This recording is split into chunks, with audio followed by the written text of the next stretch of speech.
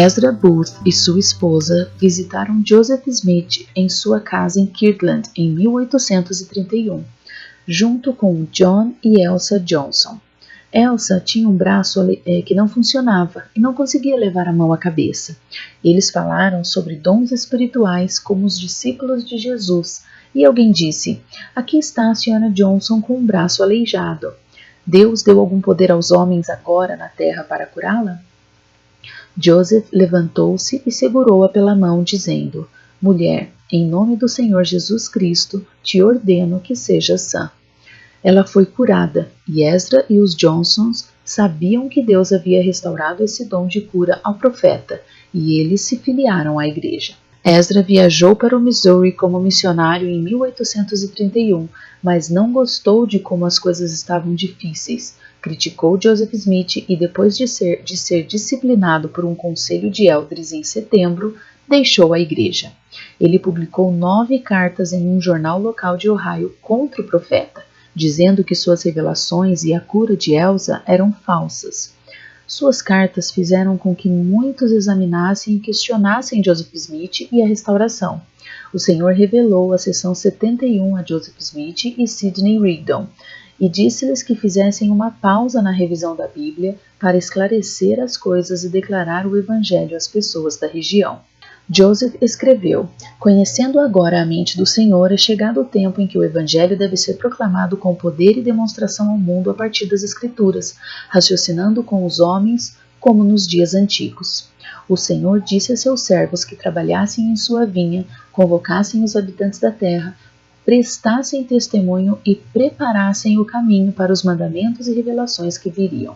Ele prometeu que aqueles que os entendessem e os recebessem receberão com mais abundância, até mesmo poder." Joseph e Sidney foram instruídos a convocar seus inimigos para encontrá-los em público e privado, confundi-los e, se fossem fiéis, a vergonha de seu inimigo se manifestaria. Ele disse que, para apresentarem suas fortes razões contra o Senhor, que não há arma formada que prosperaria contra seus servos, e se alguém levantasse a voz contra eles, eles seriam confundidos em seu devido tempo. A revelação termina com o Senhor ordenando-nos que guardemos seus mandamentos verdadeiros e fiéis. Joseph e Sidney desafiaram Ezra a se reunir publicamente, mas ele e Simon Ryder, que havia deixado a igreja alguns meses antes, recusaram o convite para defender suas reivindicações em uma reunião pública. Joseph e Sidney pregaram por 6 semanas em muitos lugares, expondo a verdade e acalmando aqueles que ficaram entusiasmados com as cartas escandalosas de Ezra.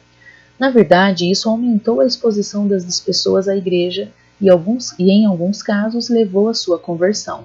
Alguns santos em Ohio queriam saber mais sobre seus deveres e se reuniram em 4 de dezembro de 1831. Joseph disse que, depois de discutir seu bem-estar temporal e espiritual, ele recebeu 3 revelações relacionadas que se tornaram a seção 72. A igreja havia crescido, e alguns dos mais fortes santos, incluindo o bispo Edward Partridge, mudaram-se para o Missouri para obedecer a revelações anteriores que agora deixavam os santos de Ohio sem bispo. O Senhor disse que era conveniente que um bispo fosse designado para a igreja nessa parte de sua vinha, para que os santos pudessem ser responsabilizados por sua mordomia. No versículo 8 ele disse: "E agora em verdade vos digo, meu servo Newell K. Whitney é o homem que será ordenado com este poder." Esta é uma linguagem interessante quando lembramos que, quando Joseph se mudou para Ohio e foi à loja de Newell, suas primeiras palavras foram: "Newell K. Whitney, tu és o homem." Depois disse que ele era o profeta que Newell orou para ir até lá. Newell foi chamado para servir como o segundo bispo da igreja entre os santos de Ohio, enquanto o bispo Partridge servia no Missouri. Ele disse a Joseph quando foi chamado: "Não consigo ver um bispo em mim, mas se você disser que é a vontade do Senhor, vou tentar." Joseph disse que não precisa aceitar apenas a minha palavra.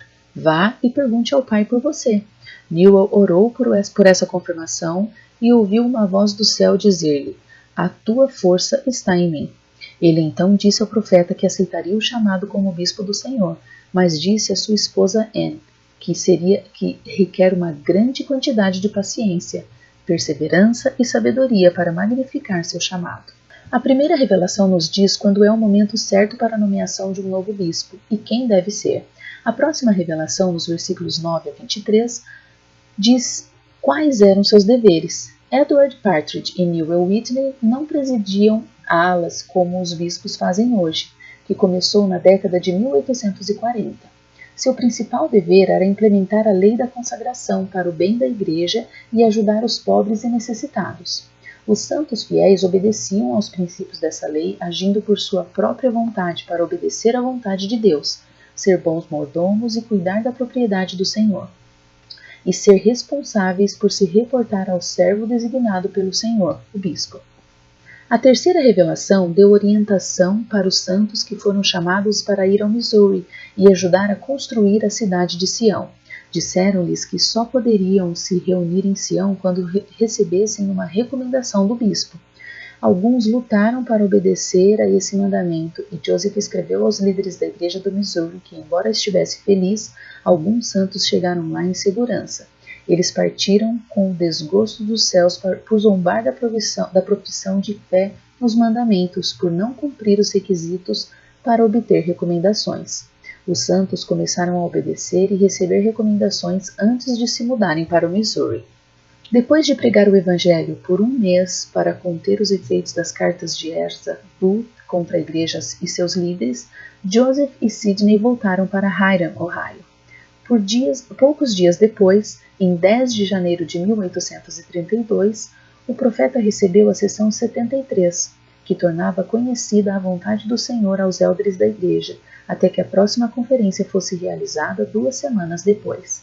O Senhor disse-lhes que pregassem como pudessem na área até a conferência e que seria conveniente para Joseph e Sidney retomarem a revisão da Bíblia e continuarem o trabalho de tradução até que estivesse concluído.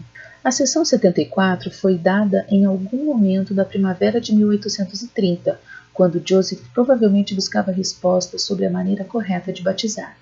Ele disse que era uma explicação de 1 Coríntios 7,14, que costumava ser usada para justificar o batismo infantil.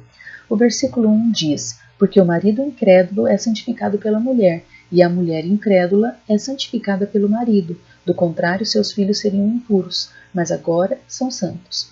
Nos tempos do Novo Testamento, um dos cônjuges se convertia à Igreja de Jesus Cristo enquanto o outro ainda praticava a lei de Moisés e cria que os bebês do sexo masculino nasciam profanos e impuros, a menos que fizessem um pacto com Deus com a circuncisão.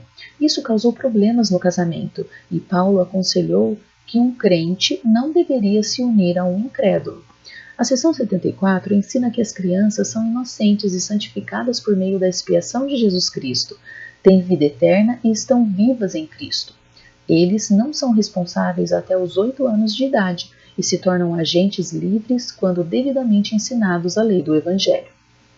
Em 25 de janeiro de 1832, uma conferência geral foi realizada perto de Amherst, Ohio, onde Orson Pratt foi nomeado presidente dos elders e Joseph Smith foi ordenado presidente do sumo sacerdócio.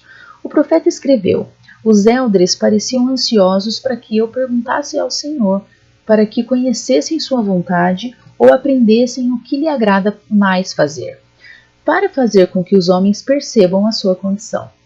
Durante a conferência, Joseph orou e recebeu 2 revelações, pelo menos uma delas na presença de toda a congregação, que foi escrita por Sidney Rigdon. O historiador da igreja, John Whitmer, registrou-as como revelações separadas dadas no mesmo dia, mas em Doutrina e Convênios de 1835 elas foram combinadas na seção 75. A primeira revelação foi dada a um grupo de elders que havia enviado seus nomes para o serviço missionário, e o Senhor disse-lhes que saíssem para proclamar seu evangelho e podar sua vinha. Ele disse que eles não deveriam demorar ou ficar ociosos, mas trabalhar com todas as forças, levantar a voz como ao som de uma trombeta e proclamar a verdade de acordo com as revelações e mandamentos que ele lhes havia dado. Se fossem fiéis, seriam carregados com muitos feixes e coroados com honra, glória, imortalidade e vida eterna. William McLellin foi repreendido pelas murmurações de seu coração e seu chamado aos países orientais foi revogado. Ele então foi chamado para uma missão no sul com Luke Johnson e foi-lhes dito que orassem pelo Consolador, que lhes ensinaria todas as coisas que fossem úteis para eles. Eles serviram como missionários na Virgínia e no Kentucky e desfrutaram de muitas das bênçãos prometidas pelo Senhor. O Senhor prometeu a todos os seus missionários que orassem sempre para não desmaiar. Ele estaria com eles até o fim. Orson Hyde e Samuel Smith caminharam de Ohio ao Maine e voltaram no que Orson descreveu como uma das missões mais árduas e cansativas já realizadas na igreja. Lyman Johnson e Orson Pratt foram para o leste, para Nova Inglaterra, batizaram 104 pessoas, filhas e filhos de Deus, e os organizaram em ramos. O Senhor estava com eles e Orson deu uma bênção do sacerdócio que fez Oliver Farr deixar de ser inválida por 7 anos. Muitos outros foram chamados e obedeceram à sessão 75 com grande sucesso. Eles foram de casa em casa, de vila em vila e de cidade em cidade, deixando sua bênção sobre aqueles que os receberam e partindo rapidamente e sacudindo a poeira de seus pés como um testemunho contra aqueles que não o receberam. A segunda parte da revelação foi para um grupo de eldres que desejava saber a vontade do Senhor a respeito deles. Muitos homens fiéis, chamados como missionários, deixaram voluntariamente suas famílias para servir ao Senhor e trabalhar na igreja. E ele disse aos santos que é dever da igreja ajudar no sustento de suas famílias. O Senhor disse a seus missionários que eles eram obrigados a prover e sustentar sua família. Eles trabalharam muito para cumprir esse mandamento quando voltaram, receberam muitas bênçãos do Senhor e de forma alguma perderam sua coroa. E essas são as sessões 71 a 75 de Doutrina e Convênios. Procure por objetos escondidos ao longo deste vídeo que fazem parte da história da igreja ou algo que teria sido comum naquela época, e leia a descrição de cada objeto para aprender sobre a vida no século XIX. Você também pode procurar essas outras imagens ocultas ao longo do vídeo. Você pode baixar uma página para colorir e quebra-cabeças de atividades para cada sessão do Etsy em Ponderfan. Visite nossa página no Facebook ou ponderfan.com para encontrar mais coisas divertidas para fazer, e você pode ouvi-las como um podcast. Curta e compartilhe esses vídeos com quem você acha que possa gostar e continuaremos fazendo novos. Obrigada novamente por assistir e encontre algum tempo esta semana para ponderar.